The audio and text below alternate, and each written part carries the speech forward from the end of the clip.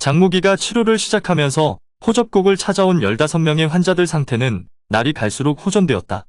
장무기가 상당한 의술을 익히기도 했지만 호총우가 병석에서 환자들 상태를 듣고 장무기에게 처방을 알려준 것이 큰 힘이 되었기 때문이었다. 그런데 어느 날부터인가 완치되어 가던 환자들 상태가 다시 악화되기 시작했다. 이상한 것은 호총우의 처방을 받아 환자들을 치료하는 낮에는 좋아졌다가 다음 날만 되면 원상태로 되돌아가는 것이었다. 이런 이상한 일은 며칠간 계속되었다. 어느 날 밤 잠이 오지 않아 침대에서 몸을 일으킨 장무기는 이상한 장면을 목격하게 된다. 얼굴을 가린 호총우가 기호부가 있는 초가집으로 숨어 들어가는 것이었다. 깜짝 놀란 장무기는 얼른 방에서 나와 기호부가 있는 초가집으로 가서 몰래 호총우가 뭘 하나 지켜봤다. 몰래 기호부와 그 어린 딸이 잠들어 있는 곳으로 간 호총우는 기호부 머리맡에 있는 약사발에 뭔가를 넣었다. 그러고는 초가집을 나온 호총우는 그대로 다른 환자들이 있는 곳으로 갔다. 호총우가 빠져나가고 난 다음에 장무기가 들어가서 약사발을 들고 냄새를 맡아보았더니 약에서 비린내가 나는 것이 독약을 넣은 것이 분명했다. 장무기는 기호부를 깨우려고 그녀의 어깨를 쳤다. 그런데 기호부는 깨어날 생각을 하지 않았다. 어쩔 수 없이 장무기는 기호부의 양어깨를 잡고 흔들어 깨웠다. 그제야 기호부가 졸린 눈을 뜨면서 무슨 일이냐고 물었다. 그 모습을 보고 장무기는 이상한 생각이 들었다. 기호부 같은 명문 정파의 고수는 감각이 예민하기 때문에 아무리 깊이 잠이 들었다고 해도 누군가 자기 몸에 손을 대면 보통은 금방 깨어난다. 그런데 지금 기호부는 아무리 다쳤다고는 해도 전혀 무림 고수답지 않았다. 장무기는 기호부에게 조금 전 있었던 일을 이야기해주면서 앞으로 자기가 직접 가져다주는 약 이외에는 먹지 말라고 당부했다. 일이 이렇게 되자 날이 갈수록 다른 환자들은 상태가 그대로인데 반해 기호부만은 빠르게 회복해갔다. 환자들은 기호부만 회복되고 자기들은 아무런 차도가 없자 점차 장무기를 의심하기 시작했다. 기호부는 장무기에게 여기 있는 것은 위험하다고 함께 도망치자고 했다. 장무기도 그런 기호부의 생각이 옳다고 판단하고 오늘 밤이 깊어지면 함께 도망가자고 했다. 밤이 되었을 때 장무기는 또다시 기호부가 있는 초가집으로 들어가는 호총우를 봤다. 호총우가 돌아가면 그때 기호부와 함께 도망치려고 장무기는 조용히 방을 나와 기호부가 있는 초가집으로 가서 숨어서 호총우를 지켜봤다. 그런데 호총우가 이번에는 약사발에 독약을 풀지 않고 손에 독침을 들고 기호부를 찌르려 하고 있었다. 아마도 기호부가 약을 마시지 않는다는 사실을 알고 직접 독침으로 독을 쓸 생각인 것 같았다. 숨어서 지켜보고 있던 장무기가 뛰쳐나가며 그러지 말라고 외쳤다. 그 소리를 듣고 호총우가 뒤돌아서는데 그때 기호부가 등 뒤에서 강력한 일장을 날렸다. 그런데 쓰러진 사람을 자세히 보니 호총우가 아니었다. 그동안 호총우가 밤에 몰래 나와 환자들한테 독을 푼다고 생각했는데 그게 아니었던 것이다. 잠시 생각에 잠겼던 장무기가 비명을 지르며 호총우가 있는 방으로 달려가서 방문을 열어젖히고 호총우를 불렀다. 그런데 방 안에는 호총우가 없었다. 방 안을 둘러보던 장무기 귀에 이상한 소리가 들려 그 소리를 따라가 보니 침상 밑에 결박당한 호총우가 몸부림치고 있는 모습이 보였다. 장무기가 얼른 입에 물린 재갈을 풀어주자마자 호총우가 고함을 치면서 어서 서랍에 있는 우황열간단 새알을 가지고 가서 자기 행세를 하는 사람에게 먹이라고 했다. 호총우가 워낙 급하게 말하니 장무기는 결박도 풀어주지 못하고 서랍에서 약을 꺼내 다시 기호부가 있는 초가집으로 달려가 그 가짜 호총우에게 약을 억지로 먹였다. 그런 다음 그 가짜를 호총우가 있는 방으로 데리고 가서 호총우를 풀어줬다. 그랬더니 호총우가 벌떡 일어나 그 가짜를 품에 안고 여태껏 본 적 없는 다정한 말투로 괜찮냐고 묻는 것이 아닌가? 그 가짜는 다름 아닌 호총우의 아내 독선 왕랑고였다.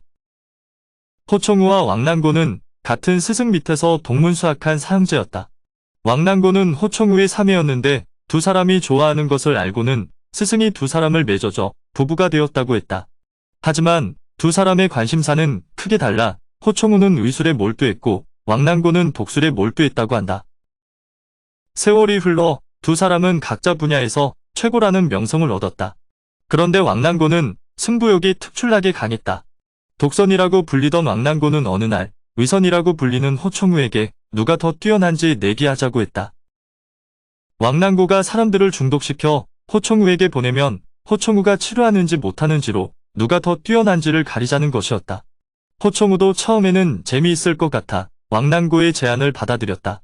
그런데 시간이 흐를수록 의성과 독선의 내기로 피해받는 사람들이 늘어갔다. 더는 안 되겠다 싶어 호총우가 패배를 인정했지만 실력으로 판가름 난 게 아니라며 독선은 내기를 멈추지 않았다.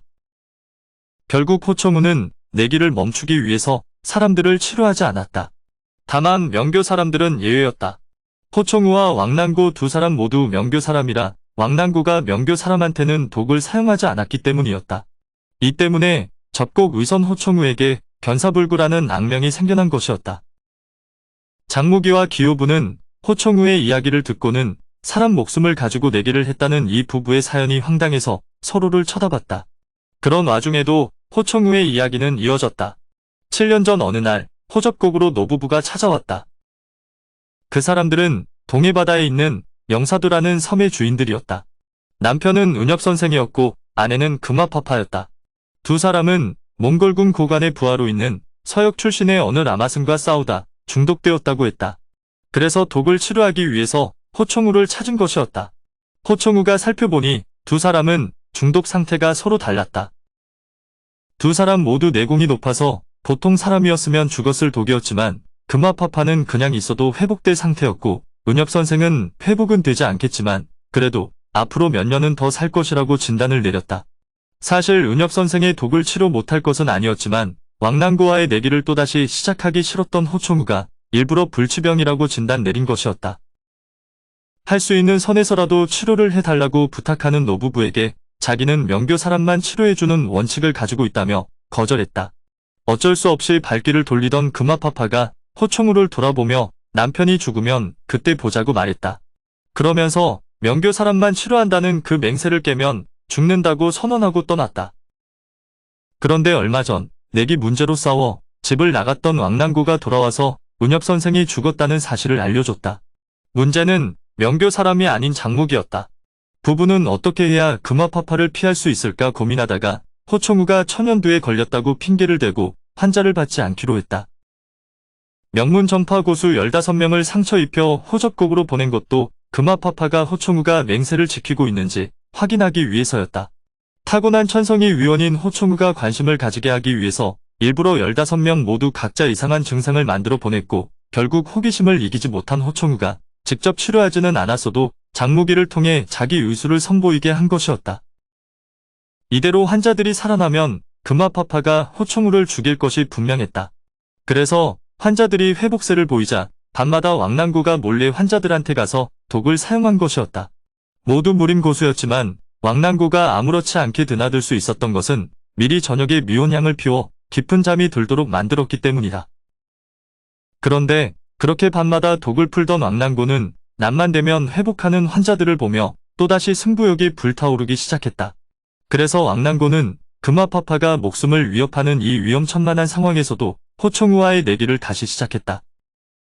그래서 왕난고는 조금 전 기호부한테 가기 전에 자기가 새로 만든 독을 먹고 나중에 자기를 회복시켜 보라고 호총우에게 말하고는 방을 나갔던 것이다. 두 사람의 이야기를 듣던 장무기는 한숨만 나왔다. 그런 장무기를 보며 호총우가 뭐라고 입으로 떠들면서 손가락으로 물을 찍어 탁자에 글을 썼다. 장무기가 가만히 물로 쓴 글을 보니 처방전이었다. 호총우는 이미 왕난고가 만든 독을 해독할 처방전을 알고 있었다.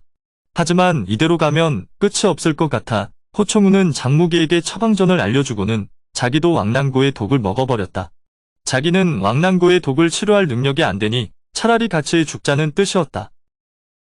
그걸 보고 누워있던 왕난고가 벌떡 일어나 비명을 지르며 호총우를 말렸지만 이미 늦은 뒤였다. 사실 왕난고는 독을 먹기는 했지만 소량만 섭취해서 죽을 정도는 아니었다. 하지만 지금 호총우가 먹은 독의 양은 코끼리도 죽일 정도의 것이었다. 호총우는 맹독이 퍼지는지 배를 부여잡고 발버둥 쳤다. 그 옆에서 눈물이 범벅이 된 왕난고가 울부짖었다. 그때 마침 어디선가 기침 소리가 들렸다. 장무기가 깜짝 놀라 뒤돌아보니 언제 왔는지 금화파파가 죽어가는 호총우를 내려다보고 있었다. 기호부는 금화파파를 보고는 까무러치게 놀라 칼을 뽑았으나 금화파파는 그런 기호부에게는 전혀 관심도 안 주고 장무기에게 어찌된 일이냐고 물었다. 장무기는 호총우가 독을 먹고 이제 곧 죽는다고 말했다. 금화파파도 독에는 일가견이 있는 사람이라 호총우가 진짜 독을 먹고 죽어가고 있다는 사실을 알았다. 금화파파는 조용히 물러나며 복수 하나는 처리했으니 다른 복수를 하러 가야겠다고 말했다. 금화파파가 사라지고 난 이후 장무기가 호총우를 살펴보니 미약하게나마 아직 숨이 붙어 있었다. 장무기는 얼른 우황열간단을 있는 대로 먹이고 좀 전에 호총우가 가르쳐준 대로 처방해서 약을 먹였다. 그러자 며칠 안 되어 호총우는 완쾌되었다. 호총우는 자리에서 일어나자 의심 많은 금화파파가 조만간 확인차 다시 올 것이라고 했다.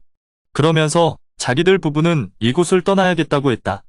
호총우는 장무기에게 자기들이 떠나면 뒷무덤 2개를 만들어 달라고 부탁했다. 그러고는 호총우가 평생을 바쳐 연구한 의술의 핵심을 모은 책 한 권을 장무기에게 줬다. 오늘의 영상은 여기까지입니다. 영상이 도움이 되셨다면 구독과 좋아요, 알람 설정 부탁드립니다. 시청해주셔서 감사합니다.